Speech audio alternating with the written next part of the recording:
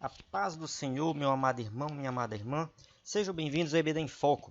Meu nome é Herberson e estou aqui para mais uma aula da Escola Bíblica Dominical da revista e da CPAD do terceiro trimestre do ano de 2016.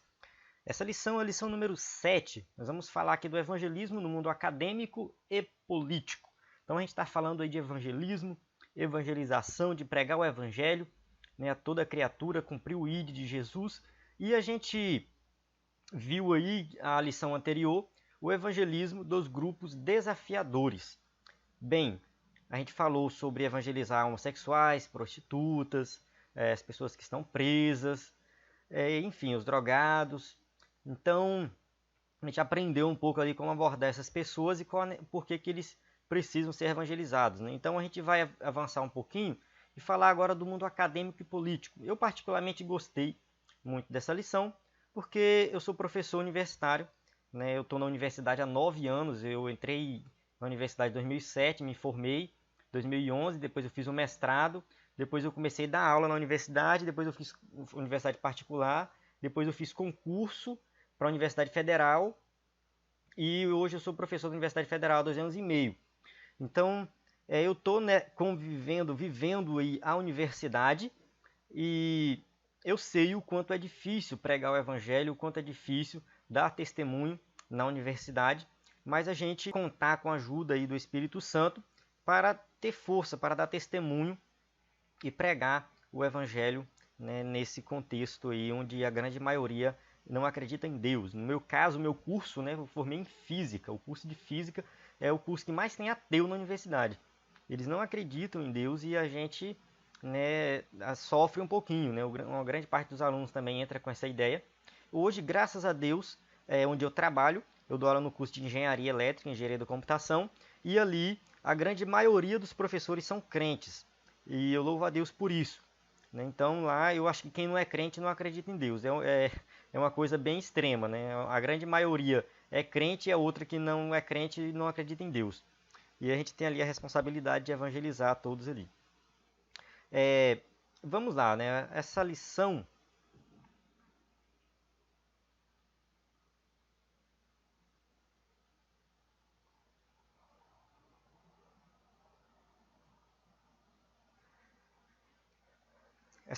aqui tem um textuário baseado aqui em 1 Coríntios 2, 4 e 5, diz o seguinte: A minha palavra e a minha pregação não consistiram em palavras persuasivas de sabedoria humana, mas em demonstração do Espírito e de poder, para que a vossa fé não se apoiasse em sabedoria dos homens, mas no poder de Deus. Que o apóstolo Paulo falando que a pregação do Evangelho é, né, poder do Espírito Santo, não de sabedoria humana. Então está relacionado ao contexto aí da lição. Verdade prática, somente o Evangelho de Cristo, no poder do Espírito Santo, para destruir as fortalezas e a resistência do universo acadêmico e do mundo político. Então a gente vê aí que somente, né, a ação do Espírito Santo, né, pode destruir, né, as fortalezas, a resistência. Né, a pessoa não acredita em Deus. Como que eu vou pregar para essa pessoa? Como que eu vou falar de Jesus se nem em Deus ela acredita? Como falar que Jesus morreu pelos pecados se para ela não existe pecado? Então é a ação do Espírito Santo. E a gente não pode esquecer que vamos falar também do mundo político, porque na política também é um pouco complicado, né? E meu pai já foi candidato a vereador, meu sogro é vice-prefeito e eu tô ali perto, conheço. A gente mora em cidadezinha pequena, né? Cidade pequena, então a gente conhece todo mundo, conhece o prefeito, conhece os vereadores e conhece ali, né? Aquele pessoal da política ali é tudo amigo da gente. E a gente vê que não é fácil também, não é fácil. Um mundo político, é um mundo corrupto, que no Brasil principalmente, né, a gente tem essa cultura aí da corrupção, infelizmente. Então é complicado para quem quer servir a Deus e ao mesmo tempo fazer parte da vida pública. A leitura bíblica em classe se encontra em Daniel 2, 24 a 28. A gente vê aqui a passagem na qual Daniel é chamado para interpretar o sonho do rei. Então a gente vê aqui que Daniel, né, foi usado por Deus ali na Babilônia. E a gente vai falar aqui desse contexto do mundo acadêmico e do mundo político baseado na vida de Daniel. Então, Daniel e seus amigos foram levados para a Babilônia, né, como cativeiro. e lá eles exerceram essa uma posição de excelência lá na Babilônia. Então a gente vai ver como isso aconteceu e o que a gente tem para aplicar na nossa vida. Então, primeiro, né, por que nós devemos evangelizar o mundo acadêmico? Né? Será que é prioridade o mundo acadêmico? Sim, né, porque no mundo acadêmico tem os cientistas, né, de várias áreas aí, tem os educadores, né, os professores, que são os formadores de opinião. Né? O que o professor fala na sala de aula geralmente é tomado como verdade. Então, a gente vê aqui professores que, se eles forem crentes, servirem a Deus de verdade, eles vão levar a palavra de Deus aos seus alunos. Eu tiro por mim, né, eu tenho um trabalho que eu comecei na universidade, dei uma parada, eu vou voltar.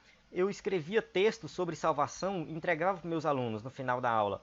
Eu fiz isso um bom tempo e boa parte dos textos que eu coloco no site, no EBD em Foco, foi escrito para os meus alunos da universidade, que falam de salvação. Então, eu fiz isso e vou voltar a fazer. Eu estava escrevendo textos muito longos, então vou começar a escrever textos mais curtos, vou fazer mais organizado. Mas é importante, porque os professores eles exercem uma influência muito grande na sala de aula.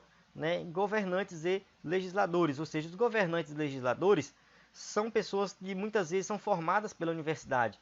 Então fazem parte aí também do mundo acadêmico. E sai da universidade, sai candidato e vai governar. Então a gente tem que evangelizar o mundo acadêmico porque a gente pode atingir muitas pessoas aí, né, para Cristo. Bem, falando um pouco de Daniel, que é a base da nossa lição aqui.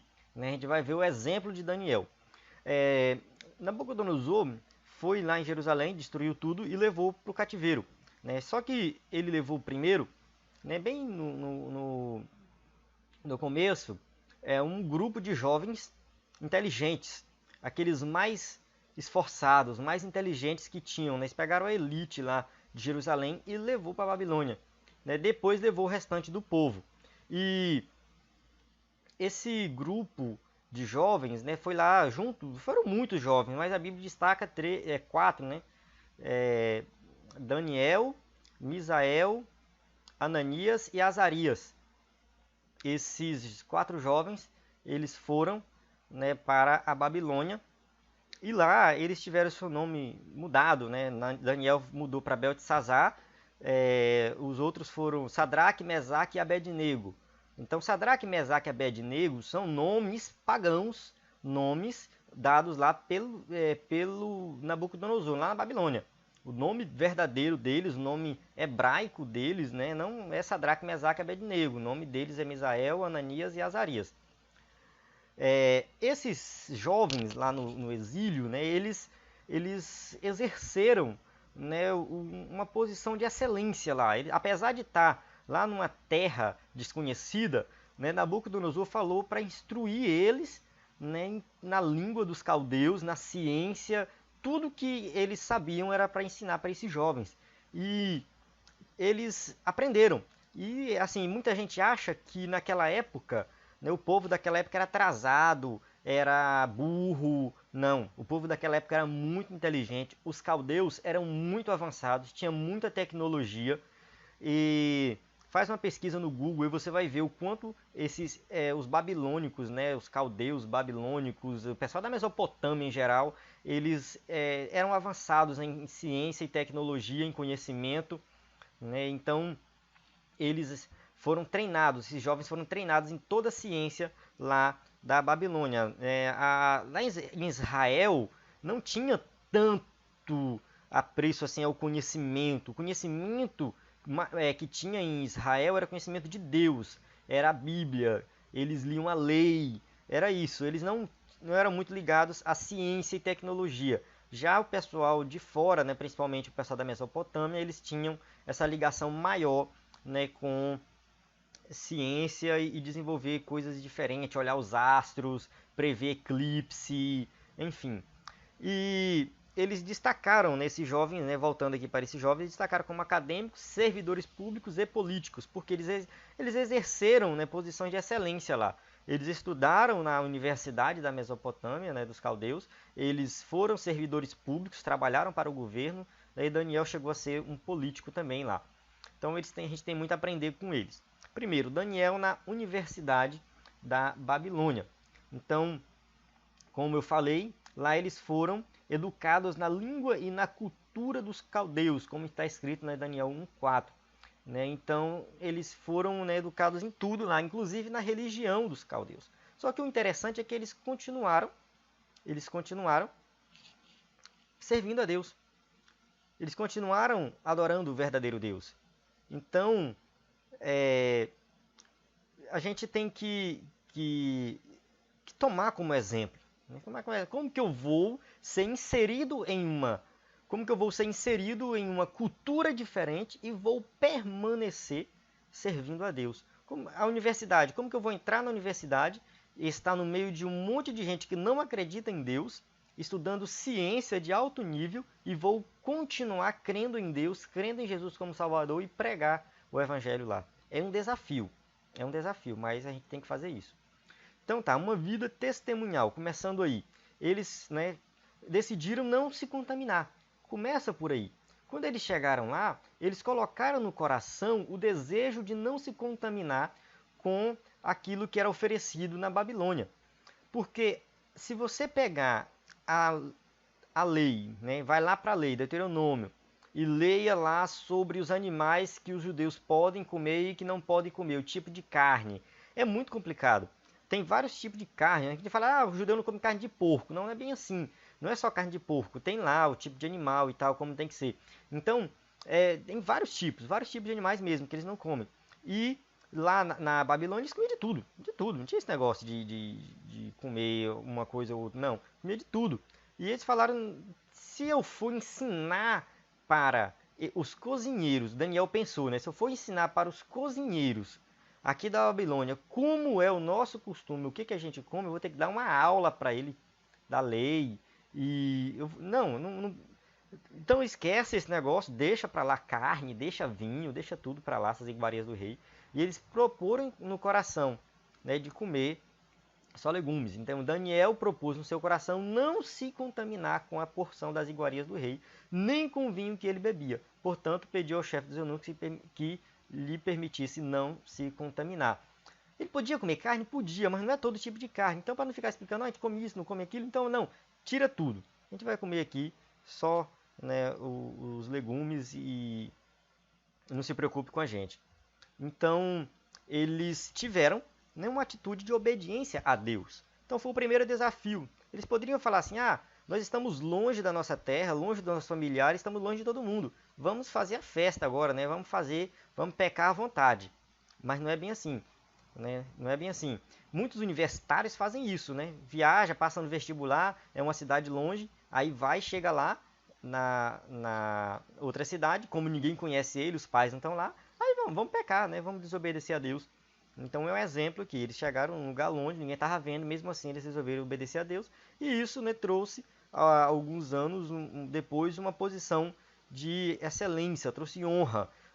Ele foi usado por Deus para interpretar o sonho, foi reconhecido pelo rei e permaneceu lá na Babilônia, numa posição mesmo, morando no palácio, ajudando o rei, e enfim, serve de exemplo a nós. Ter uma atitude de obediência implica em honra depois. O crente na universidade. Então o crente ele tem que falar de Jesus na universidade. Ele tem que falar que Jesus salva, batiza e leva para o céu. Ou seja, a gente vai evangelizar na universidade através do testemunho, ter um bom comportamento. Nós somos, na universidade, a gente é chamado para festa, para beber, para tudo que não presta, para usar droga. Então, assim, o fato do crente não ir a esses lugares, não participar dessas festas, orgias e bebedices que tem lá, ele já está evangelizando através do seu testemunho. Mas também temos que evangelizar através da pregação da palavra. Não existe evangelismo só com testemunho. O evangelismo ele vai se concretizar através da pregação da palavra. Quando as pessoas perceberem que você é diferente, que você dá testemunho e você explica por que você é diferente, aí você vai pregar a palavra para essa pessoa. Então a ideia é essa. Então vamos ver aqui o que Pedro diz, Antes santificai ao Senhor em vossos corações e estáis sempre preparados para responder com mansidão e temor. a qualquer que vos pedir a razão da esperança que há em vós. Então, se nós temos uma esperança em nosso coração, né, que um dia Cristo vai voltar, né, sabemos que Cristo morreu por nós, nos salvou, nos deu, né, uma vida nova, então a gente tem que estar preparado para responder e para falar.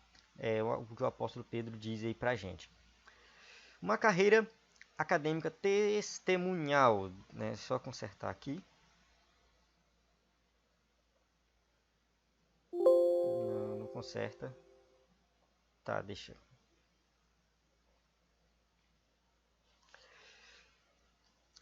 Os melhores alunos. Será que os alunos crentes são os melhores da turma? Olha, eu já tive muitos alunos crentes na universidade e eu digo uma coisa: a maioria são os piores.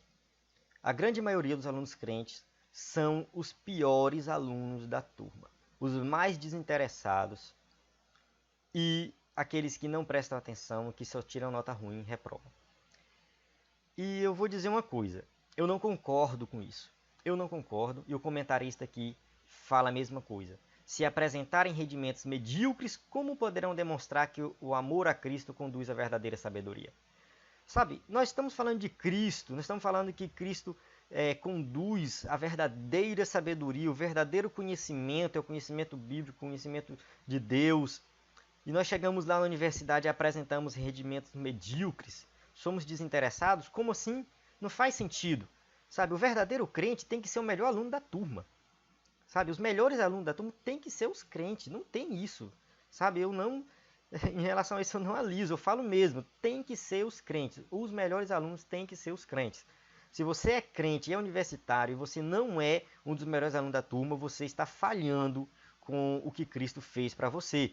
Né? Então, olha só Daniel, né? E em toda a matéria de sabedoria e de inteligência sobre o que rei lhe fez perguntas, os achou 10 vezes mais doutos do que todos os magos ou astrólogos que havia em todo o seu reino. Olha só, a gente não tem que falar, porque o crente tem que ter sabedoria na palavra, inteligência da palavra e o resto é o resto. Não. Se você está na universidade e está estudando física, então saiba física. Está estudando biologia, você tem que saber biologia. Você está estudando o que? Química, tem que saber química. Está estudando história, geografia, matemática, não interessa. Você tem que saber aquilo lá. Se você se comprometeu em estudar aquilo lá, você tem que estudar. Daniel não sabia só a lei, ele sabia tudo relacionado ao quê? Tudo aqui, ó, sobre o que pergunta a examinador de todos os magos e astrólogos, ou seja, até astrologia, que era uma ciência da época, né? Hoje já não é tão assim, mas naquela época era ciência bem forte, eles sabiam. Então ele sabia mais do que os magos e astrólogos, ou seja, ele sabia de tudo, de tudo, de tudo, de tudo, de tudo. Então não tem esse negócio de conhecer só a palavra de Deus, não. Se você entrou na universidade, tem que se comprometer e aprender tudo que é ensinado lá. Né? Ou seja, nós temos que adorar a Deus com o nosso desempenho acadêmico. Mediocridade acadêmica é diferente do verdadeiro evangelho, ou seja, não é compatível. Se você tem um desempenho acadêmico medíocre, você não está sendo compatível com aquilo que você crê no evangelho. Uma carreira testemunhal. De novo errado aqui, né? Tá faltando o S, testemunhal. Daniel e seus 3 companheiros foram inseridos imediatamente na elite cultural e científica de Babilônia. Então eles foram, né, de cara, inseridos nessa elite cultural, né, entre os magos e os astrólogos. E ele permaneceu nessa posição de excelência por mais de 70 anos. Olha só, né, uma carreira duradoura. Ele não foi lá e fez alguma coisinha no começo e depois simplesmente largou de mão e não fez mais nada, não. Ele permaneceu. Ele continuou sendo aquele jovem exemplar. Mesmo depois de velho, ele continuou sendo exemplar. Então, né, também é um exemplo para nós. Então, assim, dentro dessa elite, ele exerceu vários papéis.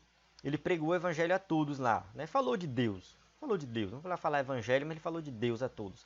Então Jesus precisa de testemunhas em todas as áreas do saber humano. Então pode ser médico, advogado, professor, cientista, não interessa. Jesus morreu por todos, né? Ou seja, ele morreu por todos. Então o evangelho tem que ser pregado a todos. Ele morreu pelo cientista, ele morreu pela enfermeira, pelo médico, pelo professor, ele morreu por todos. Então todos precisam ouvir o evangelho e, né, para que creiam no evangelho e, né, um dia vá morar no céu conosco. Se prepararmos devidamente os crentes, levaremos Cristo à elite cultural de nossa nação e do mundo. Então, a gente tem que preocupar com os universitários, né? Com os jovens que estão entrando na universidade. A gente tem que preparar esse jovem para chegar lá dentro e fazer a obra. Então, não adianta qualquer um ir lá pregar. Né? Pregar para um professor universitário ou para um aluno universitário não é qualquer um. Né? Tem que ter preparo. Então, o que fazer, né? Dá para fazer muita coisa, dá para fazer grupos de oração, estudo bíblico, grupo de evangelismo, dá para fazer muita coisa. Eu tô com um projeto, né? Essa lição até serviu para me despertar, que eu quero criar lá na universidade um grupo de estudo bíblico. É um desejo meu, eu tenho espaço lá, eu tenho que conversar com a coordenação lá para ver esse espaço, se libera esse espaço, para refazer ali um estudo bíblico, mas eu quero fazer, e eu estou atrasando isso, eu estou só adiando, e eu tô, né, Deus está me despertando para isso, eu preciso fazer isso. Então está servindo para mim essa lição aqui, que eu tenho que colocar em prática alguma coisa dentro da universidade para evangelizar.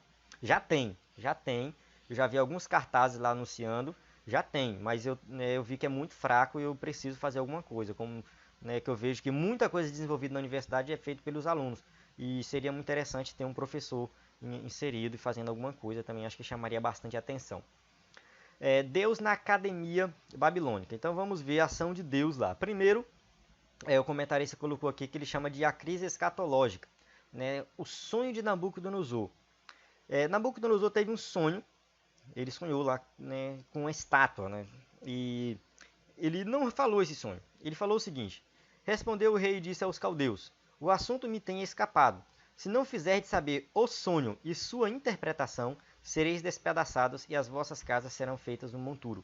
Ou seja, não era para os caras simplesmente interpretar o sonho, não. Eles tinham que adivinhar o sonho que Nabucodonosor teve. Ó, tu sonhou com isso, a interpretação é aquilo. Então, os magos lá não conseguiram fazer e não ia conseguir nunca. Não ia conseguir nunca, porque se ele contasse o sonho, eles podiam inventar uma interpretação qualquer. Mas ele falou assim: não vou contar nem o sonho, se vire. Deu uma louca lá na Nabucodonosor e ele colocou todo mundo para, né, vocês têm que adivinhar. E se vocês não adivinharem esse sonho, vocês vão ser despedaçados, vão matar todo mundo. Ou seja, toda a elite ali, intelectual da Babilônia, iria morrer. Né? E quando o rei fala que vai matar, ele mata mesmo, não tem isso não. Mas aí, né, surgiu Daniel, que a gente vai falar no próximo tópico. Só que a gente vê aqui um problema, né, que Daniel foi chamado para resolver. Um problema que Daniel que não tinha solução. Não tinha solução. Era um problema da elite daquela época e ninguém conseguiu resolver. E nós temos problemas atuais? Sim. Né? Tem o problema do aborto, né, que é um problema social. Desmatamento é um problema atual. Imigrações e suas consequências, né, essa criança que morreu lá afogada vindo lá da Síria. Né, corrupção, ou seja, temos vários problemas. Eu citei alguns aqui, né, não está nem na revista, coloquei aqui, mas tem outros problemas aí dentro da universidade a gente encara, e a gente fala assim: será que a palavra de Deus aborda esses temas? Será que a palavra de Deus tem resposta para alguns desses problemas? Então a gente tem que, né, ver aí, né? E estamos preparados para mostrar isso para o mundo acadêmico, né? Será que a palavra de Deus tem? Se tem, será que a gente está preparado para falar? Será que a gente está preparado para falar do aborto, para ter um debate? Né? Será que está preparado para falar sobre imigração? O que a Bíblia diz sobre isso? Dessa criança, né? Uma criança de 3 anos morreu afogada. Será que Deus é tão cruel que deixa uma criança morrer? Então, o que a gente tem para falar sobre isso? Qual a resposta nós temos para dar para essas pessoas? Nessa hora os ateus entram e falam, né, muita coisa. Né? Quando fala de guerra, por exemplo, né, guerra tá lá, muita gente matando em nome de Deus. Né? O que nós temos para falar sobre isso? É um problema atual e nós temos que falar, temos que ter uma posição. A gente não tem que ficar calado lá e falar: não, deixa para lá, não sei o que, isso ainda é comigo, não. Temos que falar, temos que participar dessas coisas. A resposta teológica evangélica. Deus usa Daniel. Então, Daniel foi chamado. Daniel falou assim: olha, eu não resolvo isso não, eu não consigo interpretar. Mas há um Deus nos céus, o qual revela os segredos. Ele, pois, fez saber ao rei Nabucodonosor o que há de ser no fim dos dias. Então Daniel, né, foi lá e falou assim, ó rei, eu particularmente não sei, mas há um Deus lá no céu que ele sabe. E aí Daniel falou do sonho com uma estátua que tinha uma cabeça de ouro, peito de prata, aqui de bronze, depois de barro, pé de barro e tal, e contou o sonho todinho, interpretou o sonho. Não vai entrar em detalhes aqui do sonho de Daniel. Então, ou seja, o foco aqui é Daniel, que foi alguém que honrou a Deus lá no comecinho, quando chegou na Babilônia, continuou honrando a Deus, né, obedecendo a Deus, e nesse momento Deus honrou ele. Né, Deus foi lá e revelou para ele esse sonho. E o rei viu, né, que Daniel... E o rei glorificou a Deus. A gente fala assim, será que Nabucodonosor se converteu? Não, ele reconheceu o Deus de Israel como um Deus de verdade.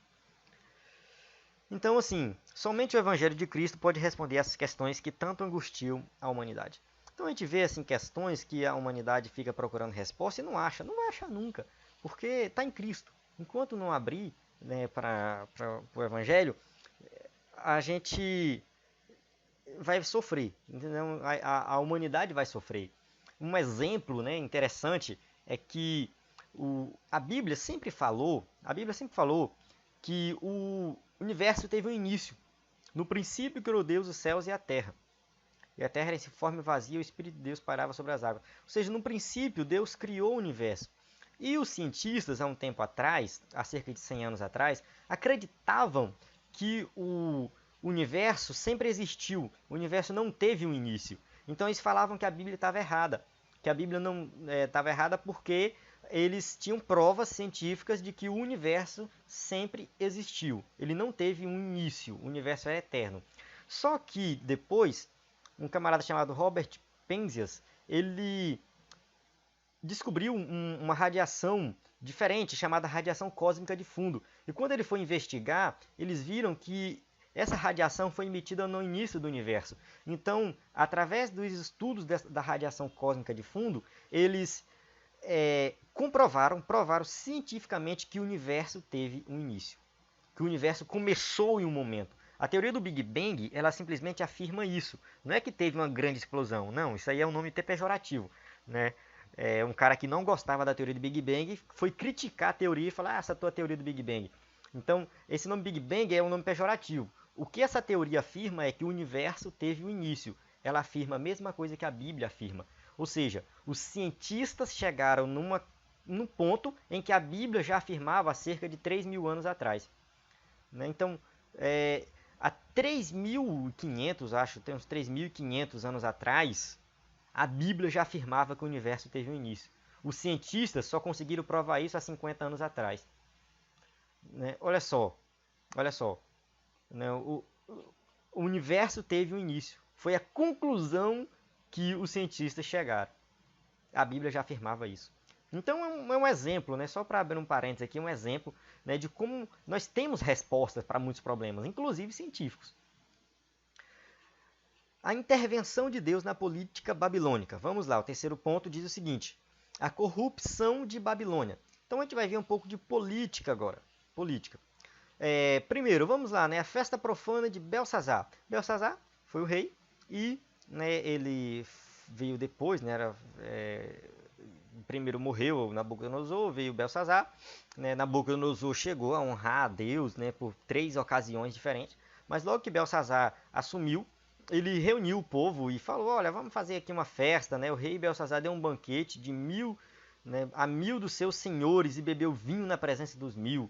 E então trouxeram os vasos de ouro e foram tirados do templo da casa de Deus que estava em Jerusalém. E beberam neles o rei, os seus príncipes, as suas mulheres e concubinas. Ou seja, ele colocou as mulheres lá e foi aquela bagunça, uma orgia, e pegou os utensílios da casa de Deus e bebeu vinho. Ou seja, ele, né, profanou os utensílios, né, da casa de Deus, que Nabucodonosor tinha deixado guardado lá no canto. E ele foi lá e pegou e fez isso.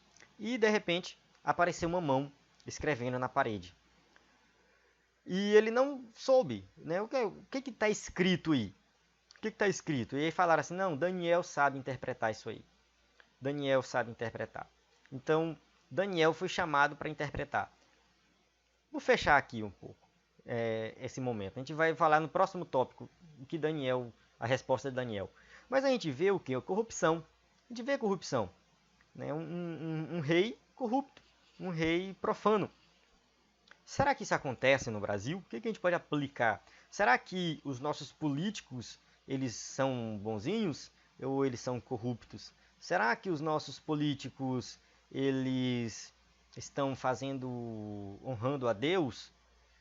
Vamos analisar, né? Olha só, deputados clientes de prostituta de luxo do Distrito Federal votaram sim pela família. Olha só, certo amigo meu disse que em Brasília é um dos lugares que mais rola prostituição. Entre os deputados, as prostitutas de luxo que ganham até 3 mil, 5 mil reais por um programa. Então lá acontece muita prostituição. O nosso plenário lá, onde fica lá a Câmara lá dos Deputados Federais, olha, aquilo lá é uma bagunça.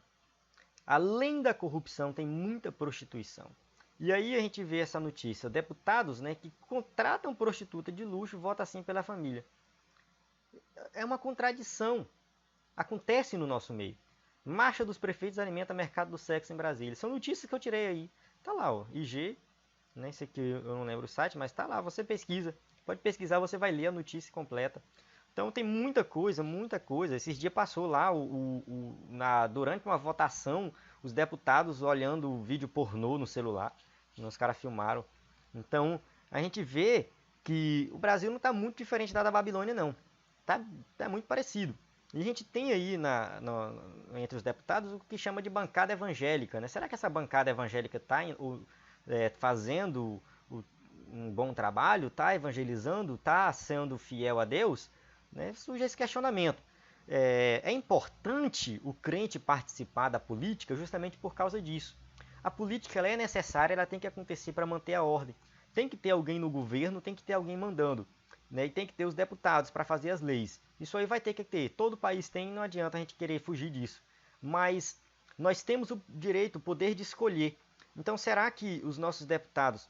Será que você está votando em um deputado que está fazendo parte dessa... eu não vou nem falar aqui porque vai acabar saindo uma palavra muito de baixo escalão. Né? Mas está participando disso? Né? Será que seu deputado está participando disso? Eu continuo votando em deputados crentes. Por mais que não, eu sei que muitos não são crentes de verdade, mas uma hora eu acerto. Então, a probabilidade de pegar alguém fiel a Deus dentro da igreja é maior do que fora da igreja. Então, eu vou continuar votando em deputados crentes e é importante os crentes participarem da política. Estamos em ano eleitoral, vamos votar para prefeitos e vereadores e temos que votar, temos que votar para crentes. Não é porque eles vão defender o direito dos evangélicos, não. Mas é porque se ele for um crente de verdade, tudo que ele fizer lá dentro vai ser baseado na palavra de Deus. Então, eu continuo votando nos crentes. Daniel ou incorruptível, avançando aí. Eu não concordei muito com esse título não, porque a Bíblia diz que ninguém é incorruptível, né? Todos se corromperam, todos pecaram. Eu não concordei muito não. Daniel, claro, ele foi exemplar, mas isso pela graça de Deus. Ele foi obediente a Deus pela graça de Deus. A gente tem que admirar Daniel pela obediência e tal, mas tudo isso porque a graça de Deus estava com ele, porque o Espírito Santo capacitou ele. Então Daniel, para mim ele não foi incorruptível, ele foi usado por Deus, ele foi obediente, foi usado por Deus. Né? Todos nós nos corrompemos, inclusive Daniel. Daniel também não merecia nada não, né? Mas a graça de Deus alcançou ele e capacitou ele. Daniel foi lá e leu, né, a sentença, né, Mené, Mené, Tekel, Parsim, né, e falou, olha, eu consigo interpretar isso aí, porque Deus, né, ele te pesou, né, ele olhou as tuas obras, te pesou e te achou em falta. Ele repreendeu o monarca. Ele não ficou lá puxando o saco do rei, dando volta. Ah, não, rei, peraí, porque assim, tal. Porque aqui tem uma palavra assim que... Olha, tem que ter cuidado. Não, ele foi direto no ponto. Olha, tu foi pesado, Deus viu as tuas obras e tu te achou em falta. E aí o rei naquele momento, né, também honrou Daniel, colocou uma coroa nele e falou assim, ele vai ser abaixo de mim, ele vai ser o terceiro. Então, é, Daniel aí, só voltar aqui um pouco, Daniel aí, ele foi usado por Deus, mas ele teve ousadia, ele teve ousadia. Então a gente tem que ter ousadia às vezes, a gente tem que ter ousadia de falar a verdade, então não ficar dando muita volta não, falar logo o que tem que ser falado. Né? Se Deus foi lá e falou com esse rei, logo depois o rei morreu. Logo depois o rei morreu porque ele profanou, né, os utensílios da casa de Deus e Deus foi lá e matou ele. Então Daniel foi lá e falou isso aí e Deus te achou em falta e tu vai morrer. Pronto, acabou. Aos políticos evangélicos, né, deem testemunho de Cristo. Vamos dar testemunho de Cristo. Você é deputado, sei lá, vereador, prefeito, né? Dê testemunho de um cristão. Fale de Jesus. Mostrem a todos que somente Jesus pode solucionar os nossos problemas. Ou seja, não adianta, né, a gente querer resolver todos os problemas da sociedade. Às vezes os políticos estão lá votando uma lei que está relacionada à violência. Cara, se não facilitar a mensagem do evangelho, sabe? Um político tem que subir lá na frente e falar assim, ó, vamos facilitar a pregação do evangelho. Né? Já tem leis aí que estão proibindo pregar o evangelho dentro de ônibus. Eu ouvi dizer, não sei se é verdade, que no Rio de Janeiro não pode pregar mais dentro de ônibus. Será que essa lei está ajudando a cidade ou está atrapalhando?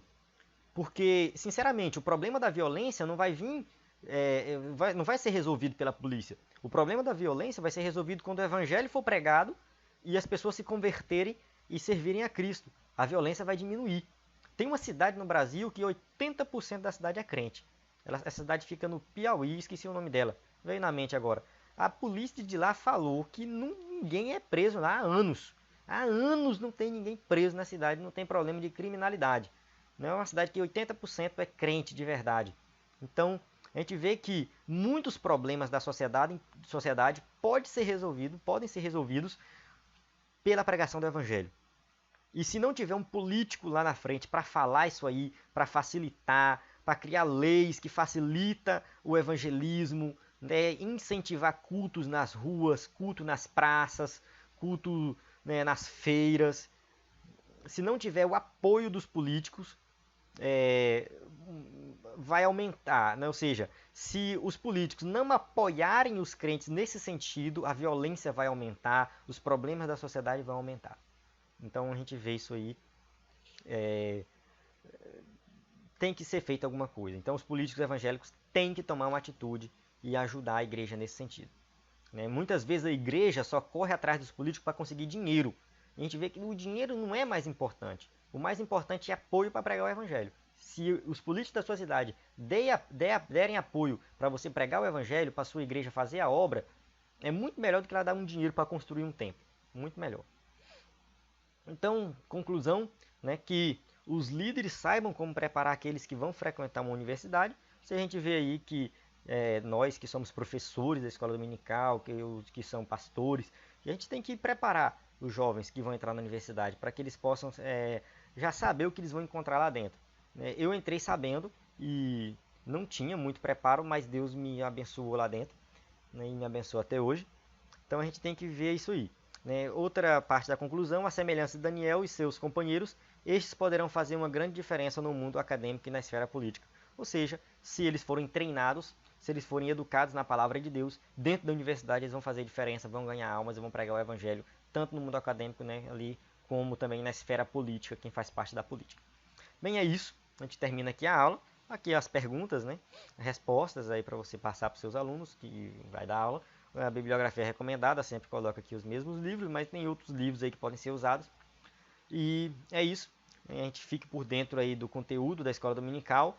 Se você estiver vendo esse vídeo no YouTube, se inscreva aí no canal e entra no site e vê lá um conteúdo exclusivo para professores que querem se capacitar, né, para fazer a obra de Deus. A paz do Senhor e até a próxima aula.